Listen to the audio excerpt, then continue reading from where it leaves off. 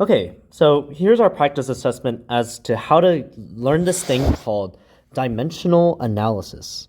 So, what is this idea of dimensional analysis? Well, essentially, you might have seen in this following table that we have a lot of conversions. We go from Japan to Mexico to Spain to Britain all the way to China. We have to go from one currency, like $1, and go with these. So our job is to figure out how to go from one of them to the other. Let's start off with this. We have Amanda wants to travel from US to Britain with $500. Our job is to find how much she gets to the nearest pound. So if I'm looking at this carefully, I have to say, what does she have initially? We can see here that in our problem, she has $500 to start off with. One thing to do when it comes to converting from one thing to another is that in order for us to go from to another thing, we have to cancel out what we had before. So before we had dollars, I'm going to put that on the bottom. That way I know it will cancel out. Well, so now here's what we're going to do. If I'm going to change it from dollars, I have to see what else it would become. To that, we know that it's going to end in pounds. So I'm going to write down pounds. Okay, from this, I'm going to write down my dollar amounts. So in here, for the dollar sign, I'm just going to put $1. And I look at my chart here, I can see that for $1, I receive 0.74 pounds. So that's all I'm going to put. 0.74 pounds. All I have to do then is then multiply. So that gives me 370 pounds. So let's try the next one. This time, Tim wants to go from Spain to the US and now has 4,800 euros. So from this, we're going to still have our original amount, 4,800 euros. And what we're going to do is do the same thing. I'm going to put on the bottom euros, because that's what I want to cancel. And I look at what we want next. We're going to the US, so we're going to write US on top. Okay, all we have to do now is simply put our conversions. We can see that for this case, if we look here, it's going to be 0.85 euro for $1. So I'm going to put $1.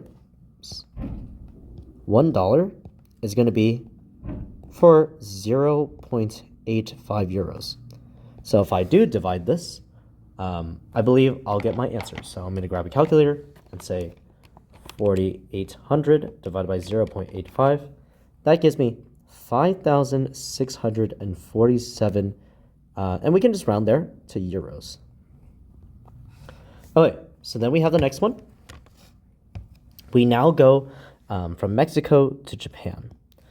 And I'm just going to highlight our last answers. But we're going to go from Mexico to Japan, this time with 32,000 pesos. So our job is to go from there to there. Well, if I look here, yes, I have the Mexico conversion, but the problem is it's only for US money. So just like before though, let me just try this out. I'm going to still start off with what I have. So 32,000 pesos. And all I'm going to do is convert. So I'm going to put pesos on the bottom. And then I look here and I look at the conversion. Well, if I notice, all of them convert back to $1. So I know I'm going to put a dollar sign after. Well, I don't have yen yet, so guess what? I have to do it again. I'm going to put dollar sign. I'm going to put the word yen. So then all I have to do now is fill out what I have. So for $1, I get certain amounts of things. For pesos, I get 1782 or 1792, while for yen, I get 156.54. And then all I have to do is just calculate that.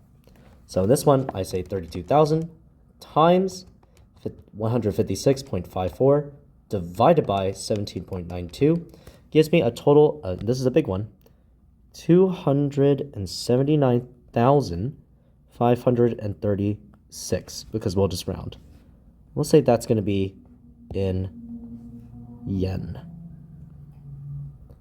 And that's our final answer for number 3. Okay, so then we move on to part D. Amy goes on her break to China and spends $2,000 in total on travel and hotels. And we're given this ratio, 5-3. We need to figure out the balance between the two. Now, a couple things to note. This idea of a ratio can get tricky, but we just need to remember how this works. Remember that when it comes to 5 to 3, we're talking about its parts. So when we look at travel and hotel, this is saying 5 parts is going to be connected to 3 parts. So in total, I can see that, well, if I have 5 parts here, 3 parts here, I'm going to have a total of 8 parts. If I think about what parts means, it means it's parts to a whole, which I can think of like a pizza. So in this case, I would have 8 slices. 4, 6, 8. Okay, so from there, I can shade in the different parts. For instance, this part right here can be dedicated to hotels. While the other one, if I just mark it like this, is going to be for the other part of the ratio, which we called travel. We know for a fact that the total of these is going to equal to $2,000. So my question is, how do I figure out those different parts? Well, the answer is quite simple, actually. All we have to do is figure out how much is each part worth. So if the total was 2,000, actually I'm going to do this in black, I apologize. I'm going to do this as 2,000.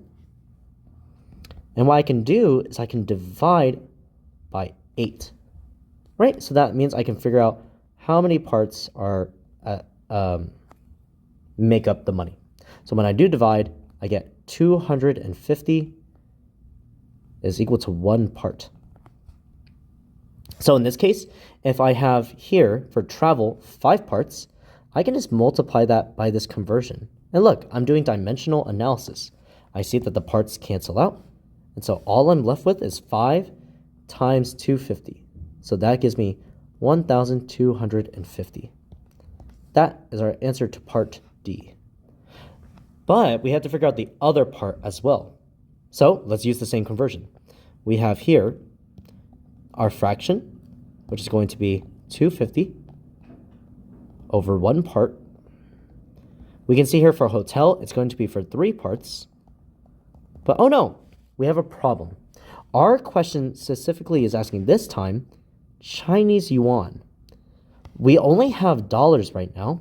So maybe one thing we can do is, wait a minute. We can just see here we have a conversion. So why not do that same conversion? So all we're going to do is going to say times. I'm trying to cancel out dollars just like before. And in this case, I'm just going to write 6.99 yuan. So notice what happens there. The parts cancel out, and guess what? The dollar sign cancels out. So now, once I multiply all of them, I'll be able to get my answer. 3 times 250 times 6.99. This gives me a final total of 5,242.50 yuan. Notice how I even made the mistake. It's going to be in yuan, not in US. And that is how you do the practice test. This is an application of dimensional analysis and how to incorporate ratios into the conversion.